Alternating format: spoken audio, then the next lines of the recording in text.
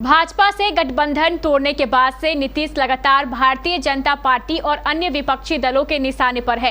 सभी उन्हें स्वार्थ की राजनीति करने वाला नेता बता रहे हैं। हाल ही में हुए बयानबाजी को लेकर नीतीश कुमार ने भी अब अपनी चुप्पी तोड़ी है और बीजेपी से अलग होने की जो वजह बताई वह काफी चौंकाने वाली है। देखिए यह रिपोर्ट।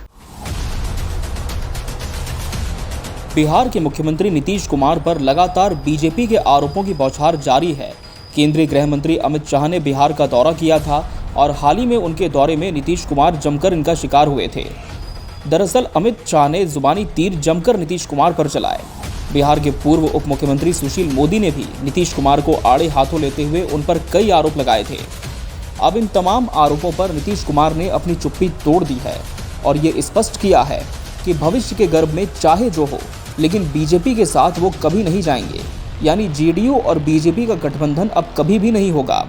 मुख्यमंत्री ने कहा कि अब उन्हें समाजवादियों पर विश्वास है, किसी और पर भरोसा नहीं, और वो समाजवादियों के साथ रहकर ही बिहार और देश का विकास करने की दिशा में अग्रसर होंगे। नीतीश कुमार ने यह भी कहा कि बात बीजेपी में जाने की अब इसलिए भी नहीं होती क्योंकि ये पार्टी अब अटल आडवाणी वाली पार्टी नहीं रह गई है। अब बीजेपी में अटल बिहारी वाजपेयी, लाल कृष्ण आडवाणी, मुरली मनोहर जोशी जैसी विचारधारा वाले नेता नहीं रह गए हैं जो सिर्फ काम को तवज्जो देते थे, जनता के हित में रात दिन अपनी सोच को परिणाम में बदलने का जुनून रखते थे। ये सारे काम के नेता थे, मगर अब के नेता बीजेपी में काम के नहीं सिर्फ नाम के रह गए हैं। भारतीय जनता पार्टी अब काम पर कम और प्रचार पर ज्यादा फोकस करती है।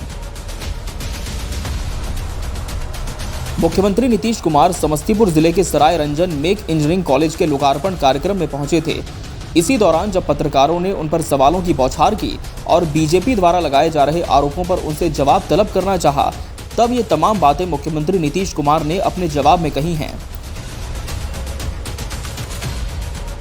नीतीश कुमार ने यह भी कहा कि इसके पहले जो बिहार में महागठबंधन की सरकार बनी थी, तब केंद्र की मोदी सरकार ने लालू यादव पर जो आरोप लगाए थे वो पूरी तरह से झूठे थे, मगर उस मामले में कुछ नहीं हुआ।